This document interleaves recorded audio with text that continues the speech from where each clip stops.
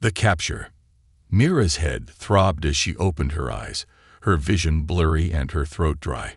The air smelled metallic, cold, and sterile. She blinked a few times, trying to focus, but the room around her felt alien. Literally, smooth black walls pulsed faintly with an eerie blue glow, and the floor beneath her was freezing. She tried to move, but her wrists and ankles were restrained by glowing cuffs attached to a chair. The cuffs weren't made of metal or rope. They were made of pure energy. Every time she pulled, they tightened, sending small shocks through her body. Her mind raced as the memories came flooding back.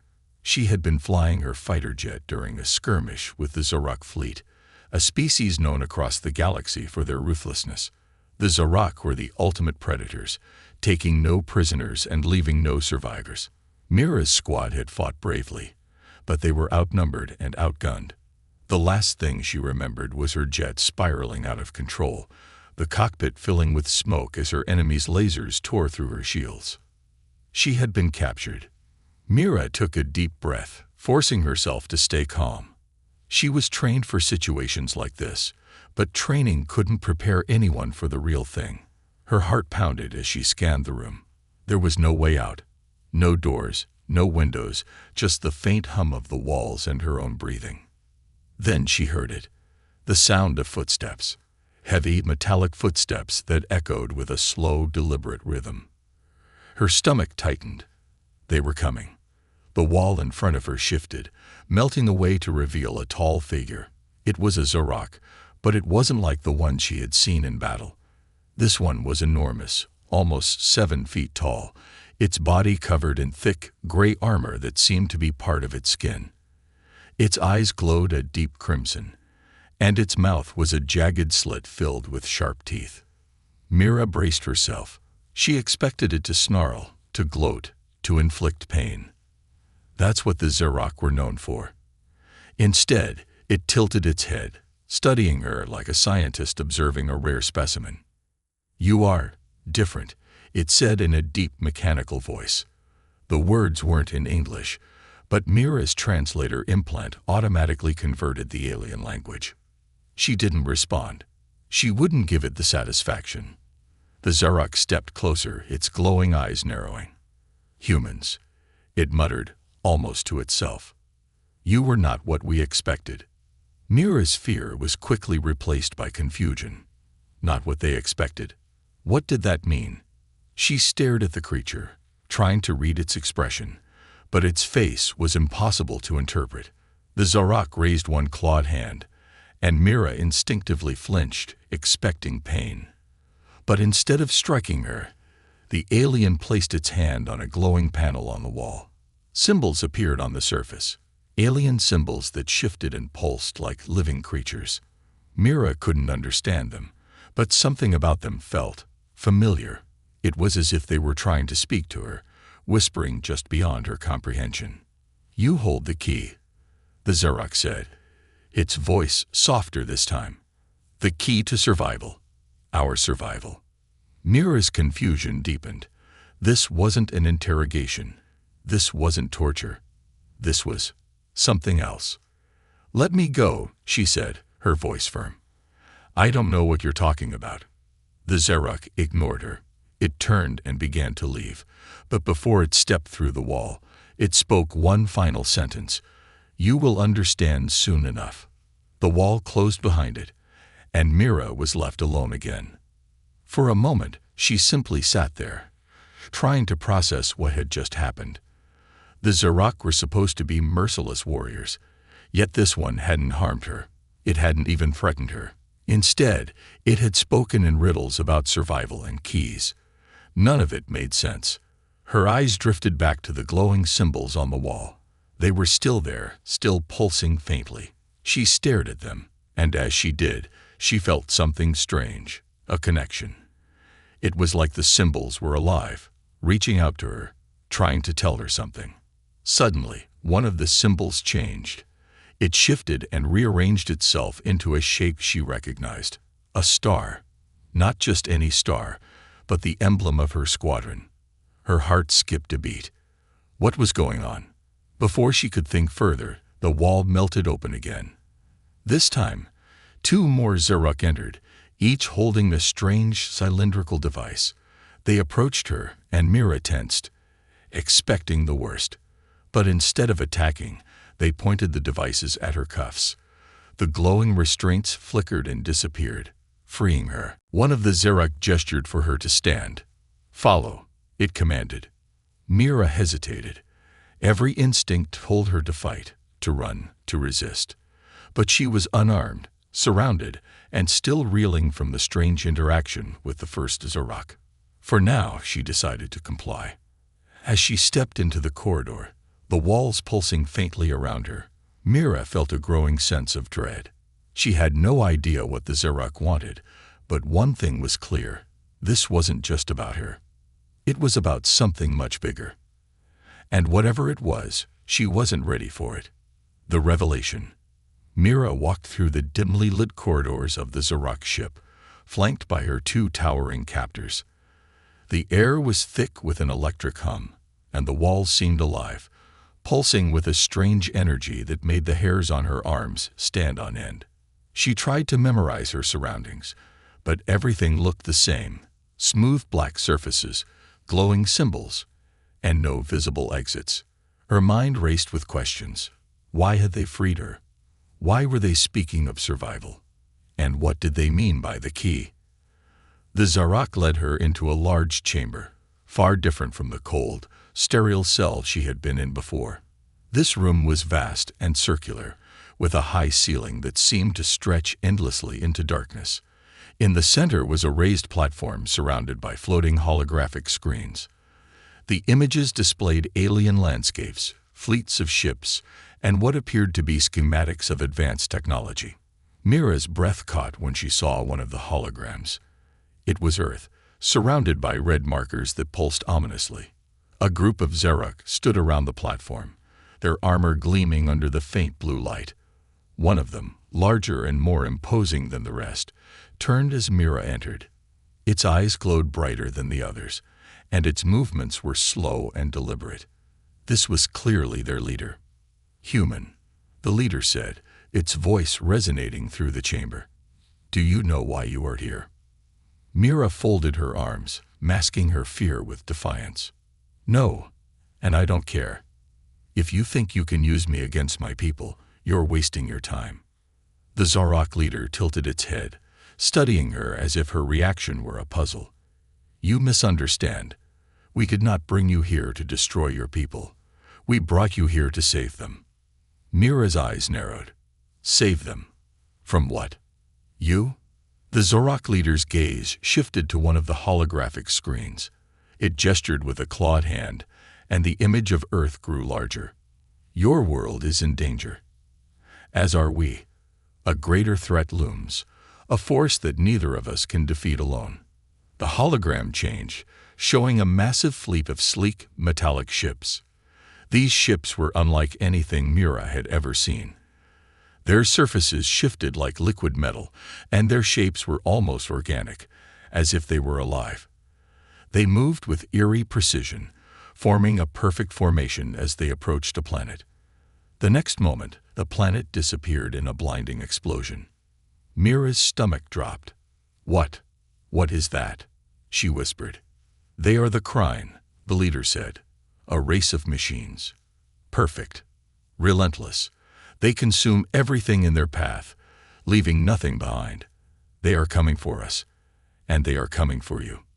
Mira stared at the image, her mind struggling to grasp the scale of the destruction. "Why should I believe you? For all I know, this is some trick to get me to help you." The Zeruk leader's eyes locked onto hers. "Believe what you wish, but the Krine have no allegiance, no mercy. They see all organic life as a flaw to be corrected. We have fought them for centuries, and we have always lost. Your world will be next." The room fell silent. Mira could feel the weight of the Zeruk's words, but she wasn't ready to trust them. These were the same creatures that had destroyed her squadron, that had captured her and brought her to this ship. And now they were asking for her help. "Why me?" she asked finally. "You have an entire fleet. What could I possibly do?" The Zarak leader gestured to another hologram. This one showed strange symbols, the same ones Mira had seen in her cell. They twisted and shifted, forming patterns that seemed almost alive. "You are special, human," the leader said. "Your kind has something we do not, something the crying fear. We call it the Source. It is an energy, a force that flows through your people, though most of you do not realize it. You, however, are different. You have touched it." Mira frowned. "The Source? I don't know what you're talking about." The leader leaned closer, its glowing eyes narrowing. "You will. It is inside you, waiting to be awakened. With it, you can stop the crying. Without it, all will be lost." Mira shook her head, taking a step back. "This is insane. I'm just a pilot. I don't have any special powers." The Zarak leader straightened, its expression unreadable. "You will see the truth soon enough. For now, you must choose. Help us, and we will fight alongside you to stop the crying. Refuse, and your world will fall, just as countless others have before it." The hologram shifted again, showing Earth from space. Red markers began to spread across its surface, like a disease. The sight sent a chill down Mira's spine. The Zarak leader turned away, its voice cold and final. "Take her to the observation deck. Let her see what is coming." Two Zarak guards grabbed Mira by the arms, pulling her out of the chamber. She didn't resist, but her mind was spinning. Could the Zarak be telling the truth? And if they were, what could she possibly do to stop an enemy like the Crying? As she was led down another long corridor, Mira glanced at the glowing symbols on the walls. For a brief moment, she thought she saw them shift again, forming the shape of a star, her squadron's emblem. The feeling of dread grew stronger. Whatever was happening, it was far bigger than she could have imagined, and she wasn't sure she was ready for it. The Alliance. Mira's boots clanged softly against the metallic floor as the Zarak guards led her into the observation deck. The room was enormous, with walls of transparent material that revealed the vastness of space outside. Stars glittered like distant diamonds, but Mira's attention was drawn to the planet hanging in the void below. Earth. Her home looked fragile, like a blue-green marble suspended in darkness. Seeing it from this distance filled her with a mix of awe and dread. The Zarak weren't lying. Earth was clearly in their sights. But were they here to protect it or destroy it? One of the Zarak guards tapped a control panel, and a new hologram appeared in the air in front of Mira. It showed the Crying Fleet, their sleek, liquid-like ships spreading across the galaxy. Planets fell one after another, consumed by the enemy. The devastation was absolute, leaving only silence and ash in their wake. "This is what you face," a familiar voice said. Mira turned to see the Zarak leader entering the room. It moved with the grace of a predator, every step deliberate. Its glowing red eyes locked onto her as it approached. "You said humans are special," Mira said, her voice steady despite the storm inside her. "That we have something called the Source. What does that even mean? Why do you think I have it?" The Zarak leader gestured to another hologram, this one showing Mira's fighter jet from the battle. The footage was from the Zarak's perspective, capturing the moment Mira's ship had been hit and started to fall. But then the image zoomed in, showing something Mira hadn't noticed before, a faint golden glow surrounding her cockpit as the ship spiraled out of control. "You survived an attack that would have killed any other pilot," the leader said. "Your craft was destroyed, yet you emerged with barely a scratch. That was not luck. That was the Source." Mira frowned, her mind racing. She had always dismissed her survival as sheer luck, a miracle in the chaos of war. But now, the Zarak were telling her it was something more. She wasn't sure she could believe them, but the evidence was hard to ignore. "Even if what you're saying is true," she said, "I don't know how to use this Source. I don't even know what it is." The Zarak leader stepped closer, towering over her. "The Source is a force that flows through all living things, but humans have a unique connection to it. It is power, but it is also life itself. You may not know how to wield it yet, but it is there, and we can help you unlock it." Mira crossed her arms, skepticism clear on her face. "Why would you help me? You're Zorak. Your kind has been killing mine for decades." The leader's glowing eyes dimmed slightly, almost as if it were expressing regret. "We did what we thought was necessary for our survival. But the Kryn are a threat to all life, Zorak and human alike. If we do not stand together, we will all perish." Mira stared at the alien, trying to read its intentions. She wanted to believe it was lying, that this was all some elaborate trick. But the images of the Kryn fleet, the devastation they brought, it all felt too real. And deep down, she knew the Zorak were right about one thing. Earth couldn't fight this enemy alone. "Let's say I believe you," she said cautiously. "Let's say I agree to help. What exactly do you expect me to do? I'm just one person, and I don't even know where to start." The Zorak leader turned to the hologram, which shifted to show a massive structure floating in space. It looked like a weapon, its sharp edges glowing with a faint blue light. "This is the catalyst," the leader explained. "A weapon powerful enough to destroy the Kryn fleet, but it requires a conduit, a living being to activate it, a being with the source." Mira felt a chill run down her spine. "You want me to be this conduit?" The leader nodded. "It is the only way. The catalyst will amplify your connection to the source, allowing you to unleash its full potential. But there is a risk. The process may consume you. Consume me." Mira's voice rose. "You mean it could kill me?" "It is possible," the Zorak admitted. "But without you, the catalyst is useless. And without the catalyst, the Kryn will destroy us all." Mira turned back to the window, staring at Earth, her home, her people. She thought of her squadron, her friends and family, everyone she had ever known. Could she really sacrifice herself to save them? Was she even capable of what the Zorak were asking? She clenched her fists, anger bubbling inside her. "You're asking me to risk my life based on nothing but your word. How do I know you won't turn on us once the Kryn are gone?" The Zorak leader was silent for a moment. Then it said, "You don't. But ask yourself this: is it better to take the risk, or to do nothing and watch your world burn?" The room fell silent, the weight of the question hanging in the air. Mira didn't have an answer, not yet. But one thing was clear: the fate of her planet, and possibly the entire galaxy, was in her hands. The escape plan. Mira sat in the corner of a dimly lit chamber, her mind racing. The Zorak had given her time to think, but all she could feel was the suffocating pressure of their ultimatum. Help them activate the catalyst or watch Earth fall. It wasn't much of a choice, but trusting the Zorak felt like putting her life in the hands of a predator.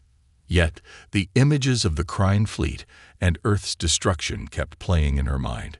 If the Zorak were telling the truth, she might be humanity's only chance.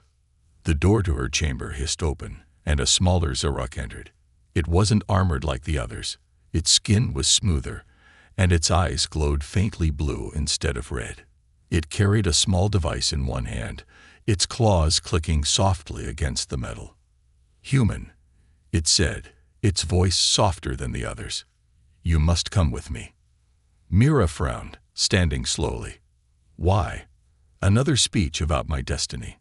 The Zorak ignored her sarcasm and gestured to the door. "There is little time. If you wish to survive, follow." Survive. That word sent a chill through her. The Zorak were hiding something. But what? Reluctantly, Mira followed the smaller Zorak down the corridor. The ship felt even more alive now, its walls pulsing faster as if reacting to her presence. She glanced at her guide, trying to read its body language, but its alien form was impossible to decipher. After a few turns, they entered a new chamber filled with consoles and holographic displays. A group of Zorak engineers was working frantically, their claws tapping on floating panels. In the center of the room was a massive cylindrical object, glowing with the same blue energy as the walls. It hummed softly, vibrating the floor beneath her feet. "This is the core," the smaller Zerok explained. "It powers our ship and the catalyst. Without it, we are vulnerable." Mira folded her arms, suspicious. "Why are you showing me this?" The Zorok's blue eyes flickered, a hint of unease in its voice. "Because the Kryn are already here." Mira's heart skipped a beat. "What do you mean, already here?" A loud alarm blared, and the lights in the room dimmed. One of the engineers barked something in the Zorok language, and the smaller Zorok turned to Mira. "They have found us," it said. "A Kryn drone ship is approaching. We must leave now." Mira's pulse quickened. "Leave? What about the catalyst? What about Earth?" The Zorok grabbed her arm with surprising gentleness. "The catalyst is not ready. If we stay, we will be destroyed. Come." Before she could argue, the ship rocked violently, throwing her off balance. She grabbed onto a console to steady herself as the room filled with the sounds of alarms and shouting. A hologram appeared, showing a sleek, silver Kryn ship closing in fast. Its surface shimmered like liquid metal, and dozens of smaller drones swarmed around it like a hive. "Move," the smaller Zerok shouted, pulling her toward a nearby exit. Mira followed, her mind racing. The Zorok ship was under attack, and if the Kryn got their hands on the core, or her, Earth's fate would be sealed. As they ran through the corridors, the ship shook again, this time harder. Sparks rained down from the ceiling, and the walls began to crack under the strain. "Where are we going?" she shouted over the noise. "To an escape vessel," the Zorok replied. "We cannot fight them here. Not yet." As they rounded a corner, Mira caught sight of several Zerok soldiers holding their ground against a swarm of Kryn drones. The drones were terrifying. Sleek, spider-like machines with razor-sharp legs and glowing red eyes. They moved with unnerving precision, tearing through the Zorok warriors as if they were paper. One of the drones turned toward Mira and charged. She froze, her body refusing to move as the deadly machine closed in. But before it could reach her, the smaller Zerok stepped in front of her, raising the device it had been carrying. The burst of blue energy shot out, striking the drone and sending it crashing to the floor in a smoking heap. "Stay close," it said, its tone firm but urgent. They continued running, weaving through the chaos as the Kryn tore through the ship. The Zerok's words echoed in Mira's mind. "A catalyst is not ready. If they couldn't activate the weapon, how could they possibly fight the Kryn? And why did the Zerok seem so desperate to protect her, even at the cost of their own lives?" Finally, they'd reached a hangar bay. Several small, sleek ships were docked inside, their engines glowing faintly. The smaller Zerok led Mira to one of them, its movements hurried. "Get in," it ordered, motioning to the cockpit. Mira hesitated. What about the others? What about the core? The Zerok shook its head. "The core cannot be saved. The others will fight to buy us time. You are more important." Mira clenched her fists, anger and frustration bubbling inside her. She hated feeling powerless, hated leaving others behind. But as the sounds of battle grew closer, she realized she had no choice. She climbed into the cockpit, the Zerok following her. The ship's controls lit up, responding instantly to the alien's touch. The hangar doors began to open, revealing the vastness of space beyond. As the ship lifted off, Mira glanced back at the Zerok vessel. It was in flames, swarmed by Kryn drones. A part of her wanted to stay, to fight, but she knew it would be suicide. The smaller Zerok turned to her, its blue eyes glowing faintly. "This is only the beginning. The Kryn will not stop until everything is gone. You must be ready." Mira stared out the viewport, her heart heavy with the weight of what was to come. Earth's survival now depended on her, and she had no idea if she was strong enough to save it. The hidden truth. The escape ship soared through the void, leaving the burning Zerok vessel behind. Mira sat in silence, her hands gripping the armrests of her seat. The cockpit was eerily quiet, save for the soft hum of the ship's engines and the faint crackle of static from the controls. Her guide, the smaller Zarak with the faint blue eyes, piloted the craft with steady precision, its clawed hands gliding over the holographic interface. Mira's mind raced. The Kryn were here. They had wiped out a Zarak fleet in minutes, and now she was stranded with a supposed ally who was keeping secrets. Her gaze flicked to the alien. It seemed focused, its glowing eyes scanning the controls. But Mira wasn't convinced of its loyalty. "You need to start talking," she said, breaking the silence. "What's really going on here? Why am I so important?" The Zarak glanced at her, but didn't answer immediately. It tapped a control panel, and the viewport darkened slightly as the ship entered a cloaking mode.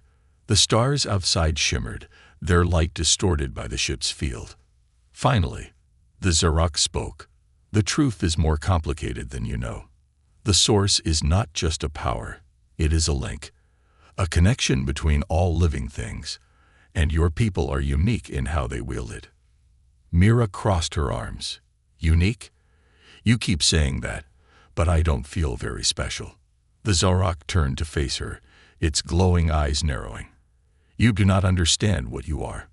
The source flows through all humans, but in some, it is stronger.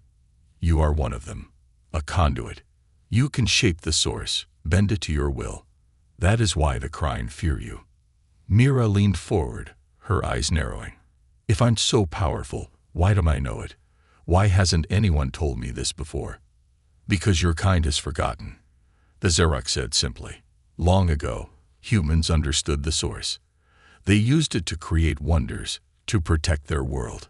But over time, you abandoned it. You turned to machines and lost your connection. Now, only fragments remain, hidden in those like you." Mira's mind raced. Could it be true? Could she really have some hidden power, some connection to this mysterious force? It sounded like something out of a myth, yet the Zarak's words struck a chord deep inside her. "Even if that's true," she said, "what good is it? I don't know how to use this power, and I don't even know if I believe you." The Zarak's expression softened, a surprising gesture for a creature so alien. "You will learn. You must. Without you, the catalyst cannot function, and the Kryn will consume everything." The ship jolted suddenly, pulling Mira out of her thoughts. Alarms blared, and the Zarak's claws flew over the controls. "What's happening?" Mira asked, gripping her seat. "The Kryn have detected us," the Zarak said, its voice tense. "They are relentless." Mira peered out the viewport and saw them. 3 sleek Kryn drones closing in fast. Their liquid-like surfaces shimmered as they moved, their glowing red eyes fixed on the ship. "We're cloaked," Mira said. "How can they see us?" "They cannot see," the Zarak replied. "They sense. The source within you calls to them." Mira's stomach dropped. "Are you saying this is my fault?" The Zarak didn't answer. It pulled the ship into a steep dive, narrowly avoiding a burst of energy from one of the drones. Mira's heart pounded as the ship twisted and turned, the Kryn in relentless pursuit. "Can't this thing fight back?" she shouted. "Weapons systems are limited," the Zarak replied. "This is an escape vessel, not a warship." Another blast rocked the ship, sending sparks flying from the control panel. The Zarak hissed something in its own language, then turned to Mira. "We cannot outrun them," it said. "There is only one option." Mira glared at it. "And what's that?" "You must tap into the source." She froze. "Are you kidding me? I don't even know how." The Zarak grabbed her hand, its claws surprisingly gentle. "You do not need to understand it. You only need to feel it. Focus on your fear, your anger, your will to survive. The source will respond." Mira's chest tightened. This was insane. She was a pilot, not some kind of mystical warrior. But as the Kryn closed in, their weapons charging, she realized she had no choice. She closed her eyes, her breath shaky. The Zarak's words echoed in her mind. Fear, anger, will to survive. She thought of Earth, of her squadron, of the billions of lives at stake. She thought of the Craving, their cold, merciless destruction. Her fear turned to anger, and her anger became determination. A strange warmth spread through her chest, then down her arms. It was subtle at first, like the hum of an engine, but it grew stronger with every passing second. She opened her eyes, and to her shock, her hands were glowing with a faint golden light. The Zarok nodded, its eyes bright. Now, release it. Before she could second-guess herself, Mira reached for the control panel, her glowing hands hovering over the holographic interface. The golden light spread from her fingers into the ship, merging with its systems. The entire vessel began to glow, and the Craving drones paused, as if sensing the shift. Mira didn't know what she was doing, but she didn't care. She focused on one thought: survive. The ship surged forward, a burst of golden energy erupting from its engines. The light engulfed the Craving drones, and in an instant, they disintegrated, their liquid-like bodies evaporating into the void. Mira collapsed back into her seat, her body trembling. The glow faded from her hands, and the ship returned to normal. She looked at the Zarok, her voice barely a whisper. What just happened? The Zarok smiled faintly, a strange, almost human expression. You have taken the first step. Mira stared out the viewport, her mind reeling. If this was only the beginning, she wasn't sure she was ready for what came next. The final battle. The golden glow of the ship's engines dimmed, leaving the cockpit in an eerie quiet. Mira sat slumped in her seat, her breath ragged and her body trembling from the effort. She stared at her hands, the faint traces of light still flickering at her fingertips. What had she done? The power she had unleashed didn't feel like her own, yet it had responded to her thoughts, her emotions. The Zarok pilot watched her, its blue eyes glowing softly in the dim cockpit. You have begun to awaken the source, it said, but this is only the beginning.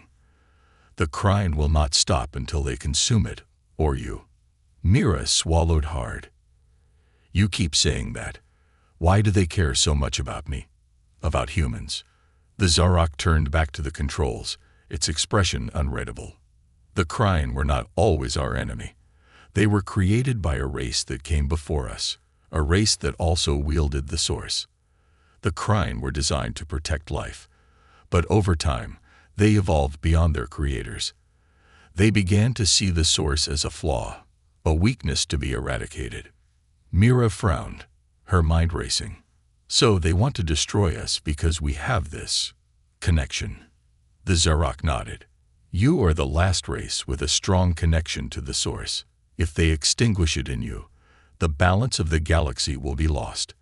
They will remake everything in their image, cold, mechanical, and devoid of life. Mira leaned back, her thoughts spinning. She had never asked for this. She had been a soldier, a fighter pilot, someone who fought battles she could see and understand. But now she was at the center of a war she barely comprehended, with powers she didn't know how to control. The Zarok interrupted her thoughts. We are approaching the catalyst. Mira stared out the viewport at the stars, her mind reeling. She had gone from being a pilot to a savior to whatever she was now. But there was no fear, only a sense of purpose. What happens now? She asked. The Zarok bowed its head. Now, you lead us. Together, we will heal what has been broken. Mira nodded, a faint smile on her lips. She didn't know what the future held, but for the first time, she felt ready. The war was over, but her journey was just beginning.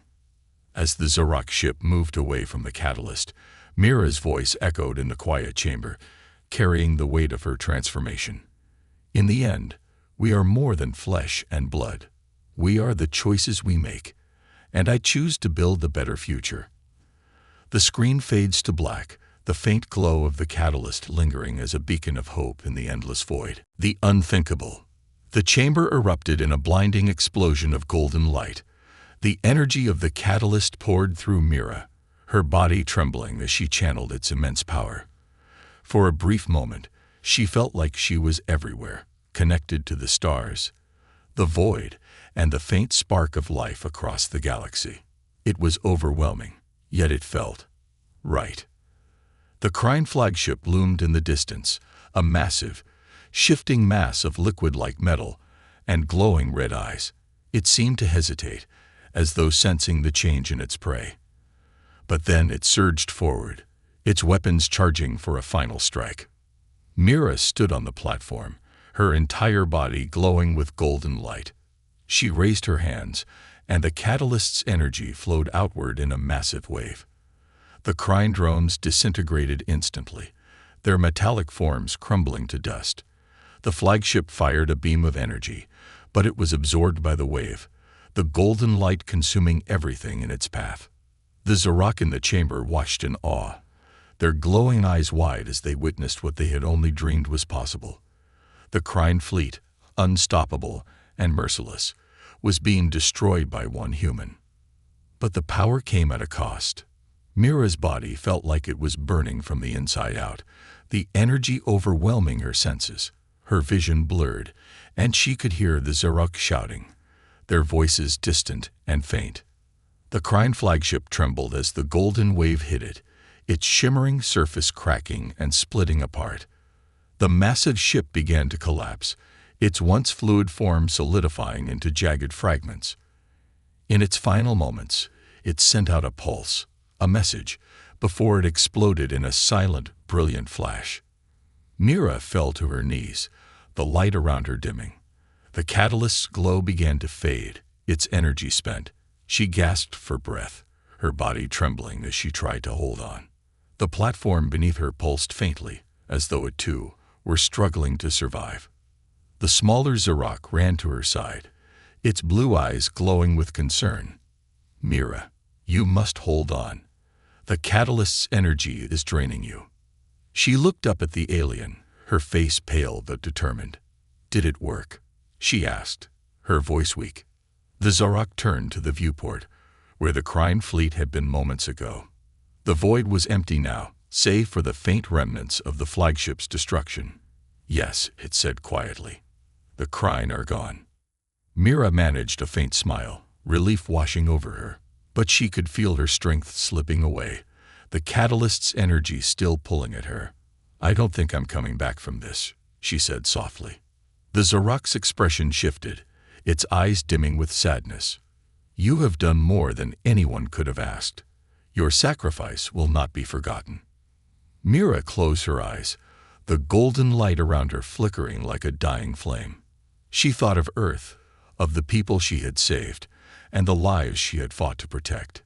She thought of her squadron, her friends, and the countless souls who would now have a chance to live. It was enough. But then, something changed. The catalyst pulsed again, stronger this time.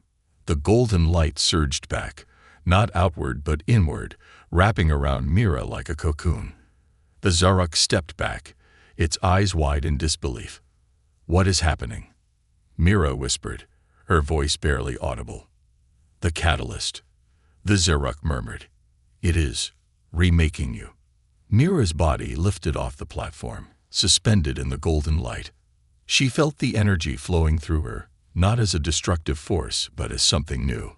Her pain faded, replaced by a strange calm. The symbols around her shifted, forming patterns she could now understand. They were not just words. They were instructions, a blueprint for something greater. When the light finally dimmed, Mira stood on the platform, her body glowing faintly. She looked at her hands, which now pulsed with the same energy as the catalyst. She was no longer just human. She was something more. The Zorak approached cautiously, its voice reverent. "You have become the bridge." Mira turned to the alien, her expression calm but resolute. "The bridge. The catalyst did not consume you," it explained. "It bonded with you. You are now its living core, a link between the source and the galaxy. You can rebuild what the Krine destroyed." Mira straightened, her eyes narrowing. "I thought the catalyst was on your ship. How did it survive?" The Zorak's blue eyes flickered. "The core on the ship was a decoy. The true catalyst is hidden, far from the Crine's reach. But it is incomplete. That is why we need you. The ship slowed as it approached a massive structure floating in the void.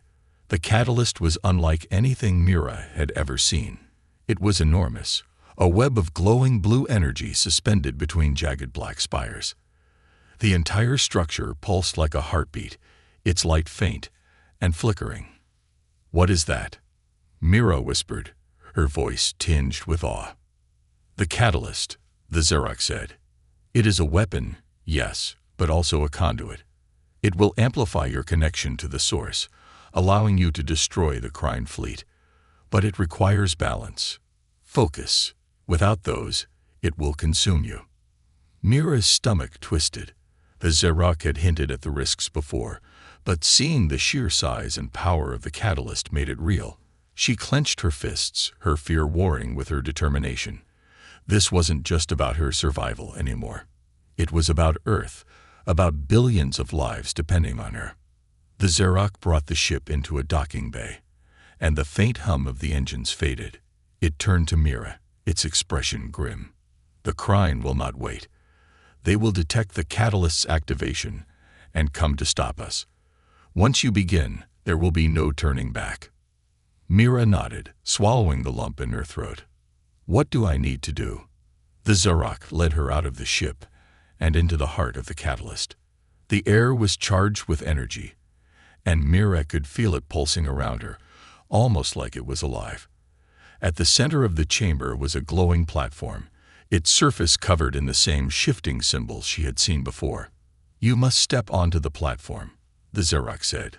"The catalyst will bond with you, drawing on your connection to the source. But be warned. The Crine will attack, and their forces will be relentless. You must hold your focus, no matter what." Mira hesitated, staring at the platform. She felt the weight of the moment pressing down on her, the enormity of what she was about to do. She took a deep breath, steeling herself, and stepped onto the platform. The moment her feet touched the glowing surface, a surge of energy shot through her. Her vision blurred, and she felt as if she were floating, her body weightless and her mind expanding. The symbols on the platform came alive, swirling around her like a living storm. The Xerox's voice reached her through the chaos. "Focus, Mira. Control the source." Mira closed her eyes, her breath steady. She thought of Earth, of the people she was fighting to protect. She thought of her squadron, her friends, and the lives lost to the Crine. Her fear melted away, replaced by a fierce determination. The golden light within her flared, merging with the catalyst's energy. Suddenly, alarms blared throughout the chamber. The Crine had arrived. Mira opened her eyes, and through the energy storm, she saw the Xerox defenses struggling against the onslaught. Crine drones swarmed the chamber, their red eyes glowing with deadly intent. The Xerox fought valiantly, but the Crine's numbers were overwhelming. "Mira," the Xerox shouted, "we cannot hold them for long. You must finish this." Mira gritted her teeth, pushing the fear aside. The energy of the catalyst surged around her, but it wasn't enough. She needed more. She reached deeper into the source, letting it flow through her, and the golden light flared brighter than ever before. The Crine drones turned toward her, sensing the shift. They rushed toward the platform, their weapons charging. Mira raised her hands, and a wave of golden energy erupted from her, destroying the drones in an instant. But the Crine flagship loomed in the distance, its power dwarfing the smaller drones. Mira knew this was the final battle, and it was up to her to end it. As the catalyst reached full power, Mira felt a choice before her. She could channel the energy outward, destroying the Crine fleet, but it would take everything she had. Or she could hold back, saving herself but dooming Earth. She clenched her fists, her voice steady, as she whispered to herself, "For Earth." With one final surge, she unleashed the full power of the catalyst.